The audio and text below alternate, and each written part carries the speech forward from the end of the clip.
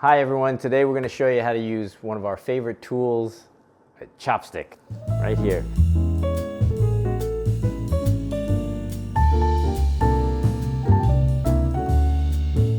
We not only eat with these chopsticks, we use them extensively in the kitchen. We use them to flip things, for noodles.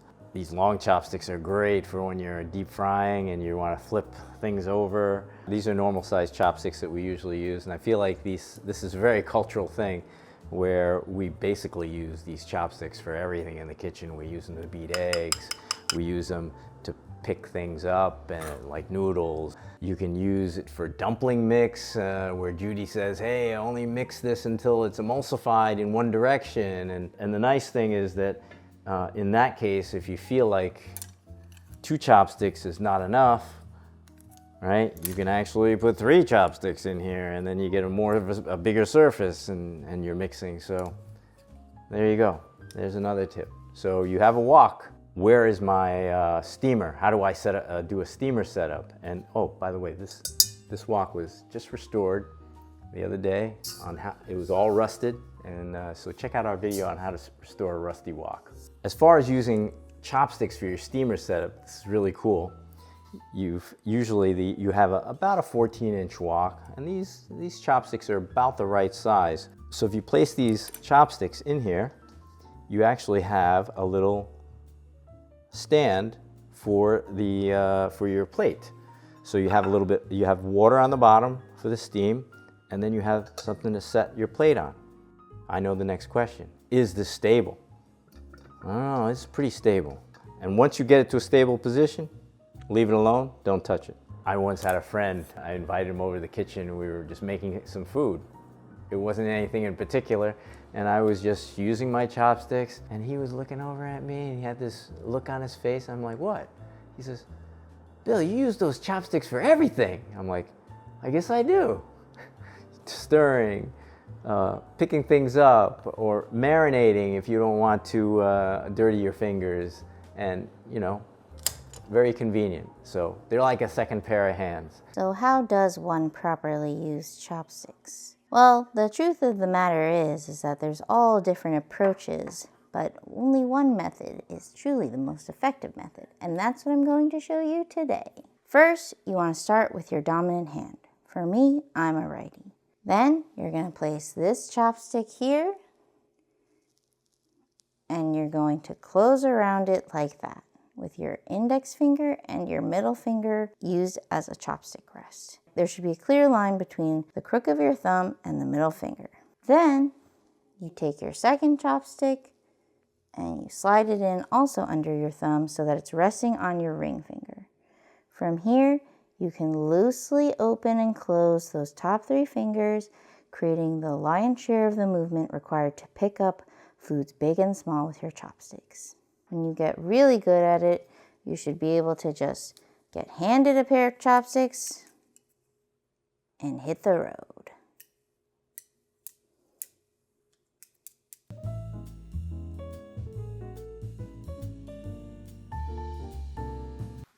Chopstick mistake number 1, holding your hands too low. Oftentimes you'll see someone using chopsticks like this.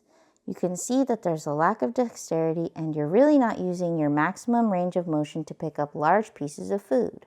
Not to mention, when you scrape food up off your plate, chances are your hand's gonna get dirty. When you scoot your hand up like this, suddenly I can open my chopsticks much wider and even pick up a rotisserie chicken if I wanted to. Okay, here goes. That's cheating.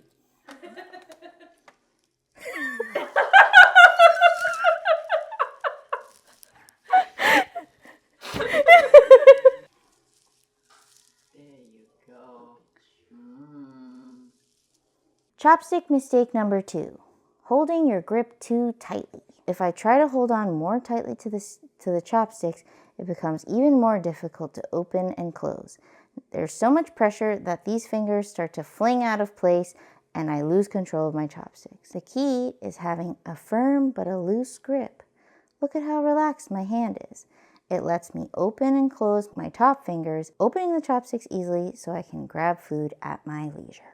Chopstick mistake number 3. Oftentimes you might see something like this. This is close, but not the right way to use chopsticks. As you can see, my index finger and my thumb are pulling more weight than they can stand, and this third finger is taking on too much effort, and my bottom 2 fingers aren't being adequately employed. Naturally, the movement of my chopsticks will become clumsy and ineffective. And now, for your viewing enjoyment, a quick demo of how each member of the family uses chopsticks. And contrary to what you might think, not everyone uses them correctly. Okay, now we have our lefty of the family, Sarah, and you can see the abomination of chopstick use that she has. Thanks.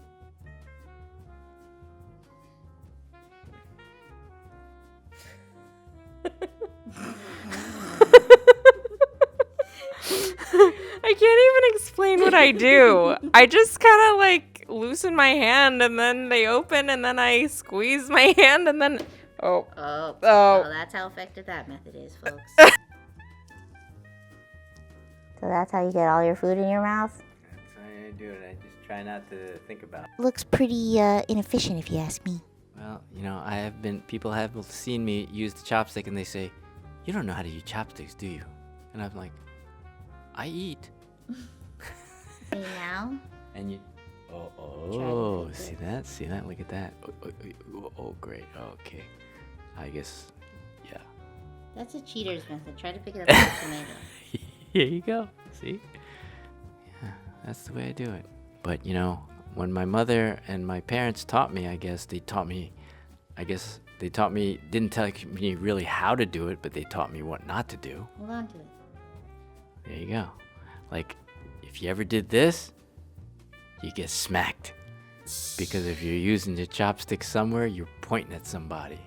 And you definitely get the chopstick whack over the index finger. And you're like, "Oh."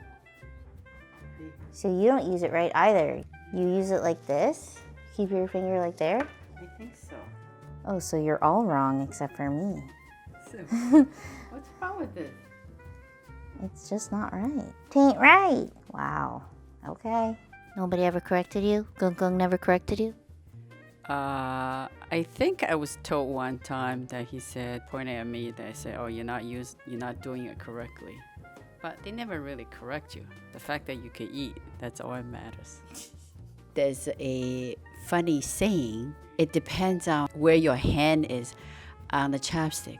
Some people like it really far ahead, like this on top. The far up you are, the further you live from home. And then the close you are, you're closer to the home, to your home.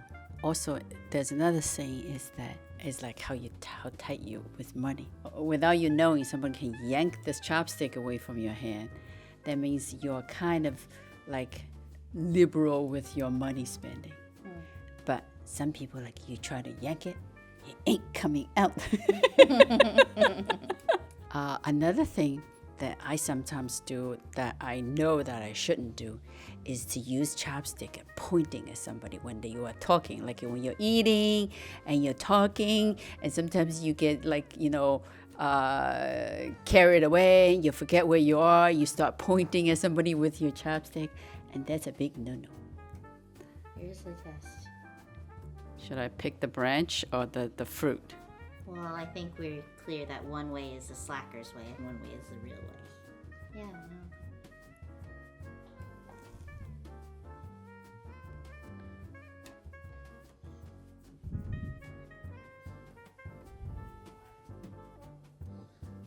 Notice how far up your hand is on a chopstick.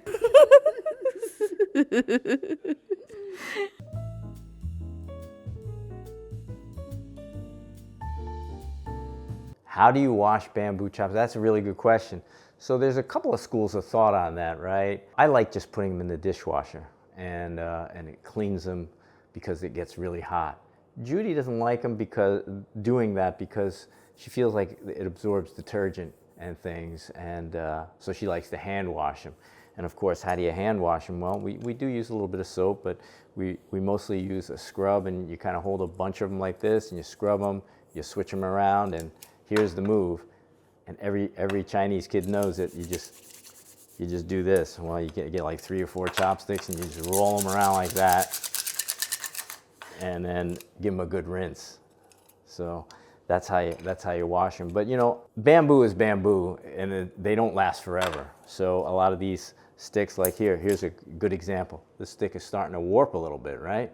Gets a little bit warped, and at some point you can still use these. I still use these, but if you get annoyed with them, then you know, you toss them in the garbage. They're all biodegradable.